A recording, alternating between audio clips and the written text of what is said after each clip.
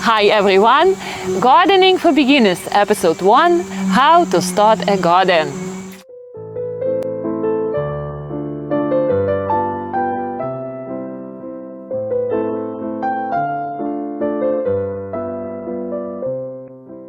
A disclaimer. This series about gardening for beginners is not going to be about vegetable gardening or flower gardening. It will be about gardening generally, how to garden around your house, how to create a garden around your house. You have a house and you have a space around your house, you look outside and you don't really like what you see and you feel that you don't know how to fix it and to make your garden more enjoyable. So this series is for you, Gardening for Beginners, How to Start a Garden, Episode 1. Now, let me introduce myself first. My name is Olga. We garden in Zone 7, Coastal Connecticut, USA. We have a house on a medium-small size lot in a town of 55,000 people. So our garden is 10 years old in this particular lot. We are gardening for 10 years, and everything what you will see around is approximately more or less that age. Now, I'm not a professional gardener, but in 2018, come and look here what I have here. In 2018, our town had a competition, the best gardens in town. And again, 55,000 people, and I got the most creative design garden award from our beautification committee. So that's a proud achievement of mine to show you and to be proud of. Now, the first thing, when you look outside and you see that you don't like your garden, is resist the temptation to go into Home Depot and Lowe's, load a bunch of plants into your cart, buy them, come home and plant them. That's not the good way to approach your gardening. What first has to happen about the way you want to improve your garden, something has to happen in your head first. You have to do a lot of thinking. And I think now when we go into the fall, it's a good time to start thinking about your garden if you have plans for the next year to improve your garden. Now, when I was starting here this garden, and by the way, when I would be talking about different issues, different problem-solving techniques about your garden, I would be also focusing on examples from my garden, how we did it and how we solved those problems. When we first came to this house, everything was just grass.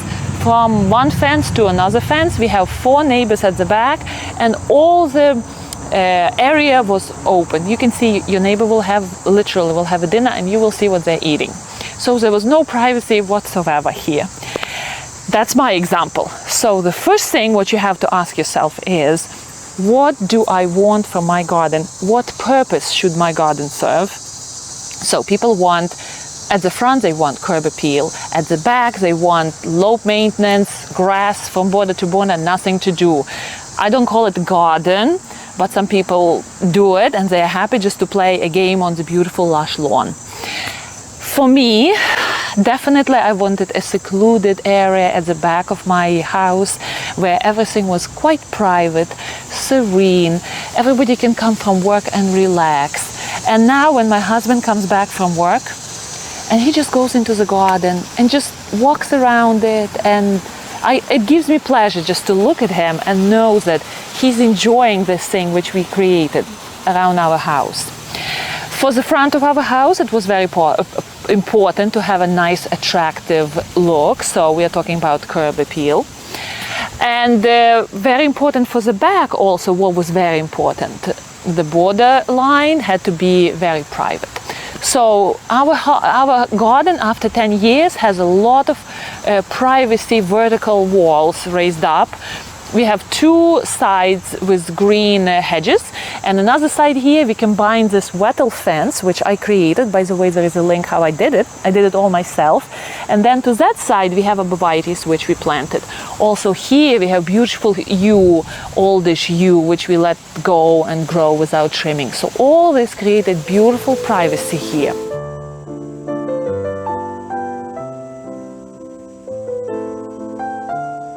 Also from the back, I wanted to create a garden where family can meet and have a nice dinner together.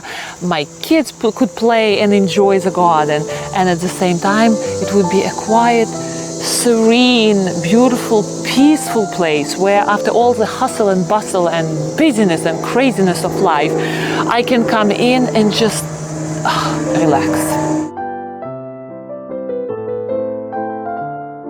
Okay, that was suggestion number 1. Suggestion number 2 would be, since we are going into this a quiet time of fall, right? Autumn is coming, so garden slowly will come down into this, the busyness of the garden is not going to be there anymore. So I would highly recommend you to get a book. And not a book with a lot of pictures. Don't get me wrong, there are times when I just want to look at the coffee, sit at the coffee table and look at the beautiful garden book where there are just pictures and I just enjoy the beautiful, serene photographs. But in this case, I would advise you to get a solid, good book for beginner gardeners. And believe me, if you would spend just half an hour every day, every evening with that book, it would give you an immense benefit. It will build up your knowledge about nature of plants, how to do different chores around the garden, will give you basics of design, will make a gardener out of you. If you say that you don't have a green thumb, this is one of the most important things to do. Don't get your information pieces here, pieces there, because generally now information is not focused in one source. We tend to get information from different sources and that's confusing. So here I have a book, and look at this book. It's an old book, but gardening doesn't change. Yes, there are innovative approaches to gardening, but the basic principle of gardening is the same. So I got this book online. It's an old book. I believe it's 1978. Oh gosh, it's an old book. I'm sure there are newer versions of this book, and I really like Reader's Digest because very often they know what they're talking about and their information is well selected and well put together. It doesn't have to be this book, but whatever you like to, whichever book you find for the beginner gardeners. No, it doesn't have to be this book. Whatever book you find and you like, where all the information about gardening is put together in one spot, just look at this book. This is Reader's Digest, Illustrated Guide to Gardening. And when you open it, look at all the consultants and advisors. There is New York Botanical Garden. There is Department of Science, State University, oh gosh, colleges, Professor of Horticulture, University of Florida. All these people who got together and put their knowledge into this book. It's not only one author who put together beautiful pictures and little suggestions under those pictures and put the book together. Again, don't get me wrong, those books have their wonderful place in our lives. But this is something which will give you, just look at this, they go deeply into every single topic. And you can get so much, look, even how to prune your roses. Unbelievable. Look at this section about roses, about different planting and caring for your plants in the garden. If you go through a book like this, you are a gardener, 100%. So this is suggestion number 2. Get yourself a book and faithfully spend half an hour every day with that book through the days of fall and winter. And for spring, you would be able to face your garden with new knowledge and new energy. Point number 3. Let me reassure you that gardening doesn't have to be extremely difficult. A lot of beginning gardeners go into gardening thinking that they have to do so much maintenance, so much chores that it's not going to be enjoyable for them. But there is a trick to it. You have to decide to yourself how much maintenance right away from the very beginning. How much time do you want to spend with your garden, and how much you're going to put into the well-being of the plants, and how many plants do you want in your garden. Now another thing is, when you meet the basic care of your plants, you don't further. Let me show you. Come follow me. I will show you. What I mean is, as long as you meet the basic care of the basic needs of your plants, watering, sun, and good soil, then you don't need to go extra mile to make sure that they are living happily in your garden. Remember that so many plants lived before us on this land for thousands and thousands of years. And this rose, the roses were talked about in Egyptian stories. They are depicted in pictures from many thousand years ago. So these roses were living long before we were here. So just keep that in mind, that a lot of plants figure it out very well how to keep going through years without us really being stressed out how to take care of them. As long as we make sure that they have enough of water, enough of sun, and conditions are not really harsh to what plants are used to, then your plants would be good in the garden. Now, some gardeners go to the extreme of making sure that they deadhead their bushes and their flowers. This way their shrubs and flowers are going to flower longer. Now, for example, look at this butterfly bush.